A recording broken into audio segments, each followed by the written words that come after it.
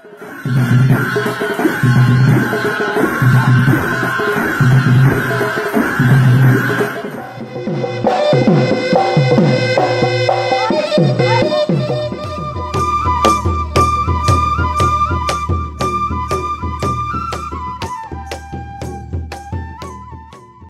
বিধানসভাৰ উদ্যোগত 9 এপ্ৰিল বুধবাৰে শ্ৰীমন্ত শংকৰদেৱ কলাক্ষেত্ৰত অনুষ্ঠিত হয় যুৱ নিমজ্জন অনুষ্ঠান 2025 অসম বিধানসভাৰ প্ৰক্ৰিয়া আৰু প্ৰণালীসমূহৰ বিষয়ে বিভিন্ন শিক্ষানুষ্ঠানৰ ছাত্ৰ-ছাত্ৰীসকলক অৱগত কৰাৰ উদ্দেশ্যে বিধানসভাৰ উদ্যোগত প্ৰথমবাৰৰ বাবে এই যুৱ নিমজ্জন অনুষ্ঠান 2025ৰ আয়োজন কৰা হয় এই অনুষ্ঠানৰ আৰম্ভণিতে বিধানসভাৰ অধ্যক্ষ বিশ্বজিৎ দৈমাৰীয়ে অতিথি আৰু ছাত্ৰ-ছাত্ৰীসকলক আদৰণি জনায় অনুষ্ঠানটিত গুজৰাট বিধানসভাৰ অধ্যক্ষ শংকৰ চৌধুৰীয়ে মুখ্য অতিথি হিচাপে অংশগ্ৰহণ কৰে চৌধুৰীয়ে এই অনুষ্ঠানলৈ আমন্ত্ৰণ জনোৱাৰ বাবে অসম বিধানসভাৰ অধ্যক্ষ বিশ্বজিৎ দৈমাৰীক ধন্যবাদ জনায় চৌধুৰীয়ে মুখ্য অতিথিৰ ভাষণত ছাত্ৰ-ছাত্ৰীসকলক উদ্দেশ্যি কয় যে নতুন প্ৰজন্মই ৰাজনীতিৰ পৰা দূৰত নাথাকি ৰাজনীতিত অংশগ্ৰহণ কৰিব লাগে সমাজত পৰিৱৰ্তন আনিবলৈ চেষ্টা কৰিব লাগে আনহাতে গুৱাহাটী বিশ্ববিদ্যালয়ৰ উপাচাৰ্য ডক্টৰ ননীগোপাল মহন্তই অনুষ্ঠানত বিশিষ্ট অতিথি হিচাপে অংশগ্ৰহণ কৰে ডক্টৰ মহন্তই বিধানসভাৰ প্ৰণালী আৰু প্ৰক্ৰিয়াৰ বিষয়ে ছাত্ৰ-ছাত্ৰীক অৱগত কৰায় উদ্বোধনী অনুষ্ঠানৰ পাছত অসম বিধানসভাৰ অধ্যক্ষ বিশ্বজিৎ দৈমাৰীয়ে ছাত্ৰ-ছাত্ৰীসকলৰ আগত অসম বিধানসভাৰ প্ৰণালী প্ৰক্ৰিয়া আৰু বিধিসমূহৰ বিষয়ে বিশদ ব্যাখ্যা আগবঢ়ায় অসম বিধানসভাৰ উপাধ্যক্ষ ডক্টৰ নুমল মমিনেও অনুষ্ঠানত অংশগ্ৰহণ কৰি ছাত্ৰ-ছাত্ৰীক অসম বিধানসভাৰ প্ৰণালী আৰু প্ৰক্ৰিয়াৰ ব্যাখ্যা কৰে উপাধ্যক্ষ ডক্টৰ নুমল মমিনে উপস্থিত ছাত্ৰ-ছাত্ৰীসকলৰ বিভিন্ন প্ৰশ্নৰ উত্তৰ দিয়ে অসম বিধানসভাৰ সদস্য নৰেন্দ্ৰ নাৰায়ণ কলিতায়ো অনুষ্ঠানত অংশগ্ৰহণ কৰি বিধানসভাৰ প্ৰক্ৰিয়া সম্পৰ্কে ছাত্ৰ-ছাত্ৰীক কিছু কথা অৱগত কৰায় অনুষ্ঠানৰ শেষত অসম বিধানসভাৰ সচিব দুলাল পেগুৱে খলাগৰ শৰাই আগবঢ়ায় পোনপ্ৰথমবাৰৰ বাবে অসম বিধানসভাৰ উদ্যোগত আয়োজিত যুৱ নিমজ্জন অনুষ্ঠান 2025ত ৰাজ্যৰ 40খন আগশাৰীৰ বিশ্ববিদ্যালয় আৰু মহাবিদ্যালয়ৰ স্নাতক আৰু স্নাতকোত্তৰ পাঠ্যক্ৰমৰ 1250 গৰাকীতকৈ অধিক ছাত্ৰ-ছাত্ৰীয়ে অংশগ্ৰহণ কৰে যুৱ নিমজ্জন অনুষ্ঠান 2025ৰ বিষয়ে অসম বিধানসভাৰ অধ্যক্ষ বিশ্বজিৎ দৈমাৰীয়ে এএলএ লাইভৰ আগত এনেদৰে কয় আমাৰ ভৱিষ্যত হল আজিৰ যুৱ সমাজ গতিকে আমাৰ দেশখন যদি গঢ়িব লাগে বিধানসভাৰ প্ৰক্ৰিয়াটো জানিব লাগিব আৰু ইয়াৰ ভূমিকাটো জানিব লাগিব যে বিধানসভা কেনেকুৱা আৰু বিধানসভাৰ দ্বাৰা কেনেকুৱা ধৰণে দেশখনৰ আগুৱাই লৈ যোৱাৰ কাৰণে বিভিন্ন আইন কানুন বনোৱাৰ লগতে বিভিন্ন পৰিকল্পনা বিলাক লৈ বিভিন্ন আঁচনি বিলাক চৰকাৰে কেনেকৈ তৈয়াৰ কৰে আৰু পুঁজিবিলাক কেনেকুৱা ব্যৱহাৰ কৰে তাত বিধান মানে সভাৰ ভূমিকাটো কেনেকুৱা ধৰণৰ এই বিষয়ে জানাটো অত্যন্ত দৰকাৰ তাৰ কাৰণে মই অধ্যক্ষ হোৱাৰ পিছত এইটো মই গুৰুত্ব প্ৰদান কৰি বিধানসভা সবৰ কাৰণে মুকলি কৰিছো আৰু বিভিন্ন মহাবিদ্যালয়ৰ ছাত্ৰ-ছাত্ৰী বা ইউনিভাৰ্চিটিৰ ছাত্ৰ-ছাত্ৰীসকলক বা বিভিন্ন স্কুলৰ ছাত্ৰ-ছাত্ৰীসকলক যিকোনো টাইমতে আহিব লাগে আহিব পাৰে বুলি মই আহ্বান জনাইছো আৰু সেই মতে সব ছাত্ৰ-ছাত্ৰী মানে এতিয়া লৈ আহি আছে আৰু কথাটো হ'ল কি তেওঁলোকে ভৱিষ্যত তেওঁলোকেহে দেশখন গঢ়িব এতিয়া ৰাজনীতিকভাৱে আমি ৰাজনীতিক দলৰ ব্যক্তিসকল বা বৰ্তমানৰ মানে যিসকলে মানে ৰাজনীতিত আছে ইয়াৰ মাজত আলোচনা চৰ্চা চলি থাকে কিন্তু আমাৰ দিননো কিমান বয়স হোৱা মানুহবিলাকৰ দিননো কিমান আৰু যিখিনি আমাৰ মাজত আৰ্গুমেণ্ট তৰ্ক বিতৰ্ক এইবিলাক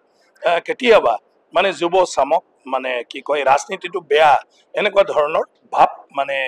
আনিব খোজে গতিকে যেতিয়া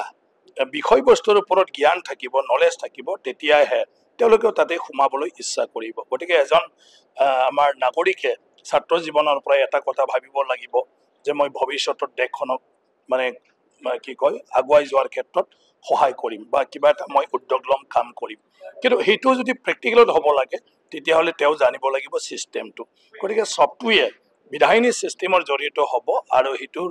জৰিয়তে যেতিয়া হয় তাত যদি আহি ভূমিকা ল'ব লাগে ৰাজনীতিগত সক্ৰিয় হ'ব লাগিব আৰু ৰাষ্ট্ৰীয়গত সক্ৰিয় হৈ ফলে তেওঁ এতিয়াৰ পৰা শিকি আহিব লাগিব যে মই যদি মন্ত্ৰী হওঁ যি বিভাগৰ হয় মই কি কাম কৰিম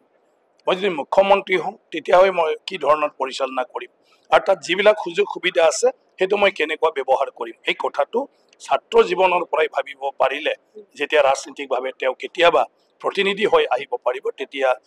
তেওঁ মানে আমাৰ ৰাজ্যখনক দেশখনক পৰিৱৰ্তন কৰিব পাৰে আৰু আমাৰ জনগণৰ মানে ভালৰ কাৰণে বহুতখিনি কাম কৰিব পাৰে। আনহাতে যুৱ নিমজ্জন অনুষ্ঠানৰ মুখ্য অতিথি গুজৰাট বিধানসভাৰ অধ্যক্ষ শংকৰ চৌধাৰীয়ে তেওঁৰ অনুভৱ এএলএ লাইভৰ আগত এনেদৰে ব্যক্ত কৰে। मैं धन्यवाद करूंगा असम असेंबली के स्पीकर विश्वजीत जी का, जिन्होंने यूथ में राजनीति और संवैधानिक परंपराओं उनका नॉलेज बढ़े, डेवलपमेंट के साथ में यूथ जुड़े और संविधान ने जो हमें हक और फर्ज, अधिकार और रिस्पॉन्सिबिलिटी दोनों दिया है, उनकी जानकारी वहाँ तक पहुँचे, इसलिए एक बहुत नया इनिशिएटिव लिया है। असम गवर्नमेंट भी हेमंत जी के नेतृत्व में बहुत ही डेवलपमेंट के काम कर रही है। भारत सरकार और स्टेट गवर्नमेंट दोनों का समन्वय होकर असम का जो डेवलपमेंट हो रहा है, कई लोग मुझे मिले, उन्होंने बताया, कई यूथ भी मिले, उन्होंने भी बताया कि जो हमारा सपना था वो अभी सपना साकार होने की ओर आगे बढ़ रहे हैं। खास करके यूथ ने जो रत जताया है, यूनिवर्सिटी और कॉलेजेस के जो यूथ पार्टिसिपेट किया है, ये असम का उज्जवल भविष्य मैं देख रहा हूँ। विधानसभा की पूरी टीम को, स्पीकर साहब को मैं बहुत बहुत शुभकामनाएं देता हूँ। অসম বিধানসভাৰ উপাধ্যক্ষ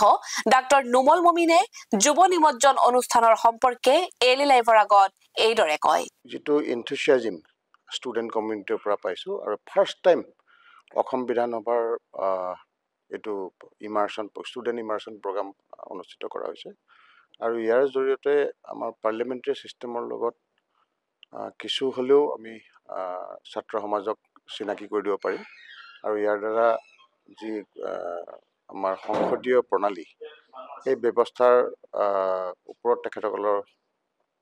অকণমান হ'লেও ইয়াত অনুভৱ হ'ব আৰু চেঞ্চিটাইজ কৰাটো এটা আমাৰ মেইন উদ্দেশ্য ষ্টুডেণ্ট ইমাৰ্চন প্ৰগ্ৰামৰ। আৰু আমি প্ৰয়াস কৰিম যে ষ্টুডেণ্ট কমিউনিটি যিমান পাৰে এই ক্ষেত্ৰত আগবাঢ়ি আহিব আৰু সমাজত যাতে ভাল মানুহৰ ৰিপ্ৰেজেণ্টেশ্যন হয় আৰু টেলেণ্টেড ইউথক আমি এট্ৰেক্ট কৰিব পাৰিম, তাৰে এটা মেইন উদ্দেশ্য। আৰু আমাৰ যিটো পাৰ্লিয়ামেণ্টাৰী ছিষ্টেমটোত কিতাপত পঢ়ি পেলাই বহুতখিনি আমাৰ ছাত্ৰ সমাজে পায়, কিন্তু প্ৰেক্টিকেল নলেজটো নাথাকে আৰু আমাৰ সেইকাৰণে এইবাৰ প্ৰগ্ৰামটোৰ জৰিয়তে ষ্টুডেণ্ট কমিউনিটিক যদি আহে আৰু ভাল ভাল কমিউনিটিক আমি ৰিপ্ৰেজেণ্ট কৰিবলৈ কাৰণে ভাল ভাল মানুহৰ প্ৰয়োজন আছে আৰু সেইটো যদি কৰিব পাৰোঁ এই ইমাৰ্চন প্ৰগ্ৰামৰ পৰা আংশিকভাৱে হ'লেও যদি আমি সাৰ্থক হওঁ, তেতিয়াহ'লে মই ভাবিম আজি অসম বিধানসভাৰ মাননীয় অধ্যক্ষ বিশ্বজিৎ দৈমাৰী ডাঙৰীয়াৰ দ্বাৰা এইটো আয়োজিত কৰা এই অনুষ্ঠানৰ পৰা অসমৰ ভৱিষ্যত নিৰ্ণয় কৰিবলৈ, অসমৰ যুৱ প্ৰজন্মক ৰাজনীতি জগতখনত আঁকোৱালি ল'বলৈ কাৰণে এটা সুযোগ দিয়া হ'ব।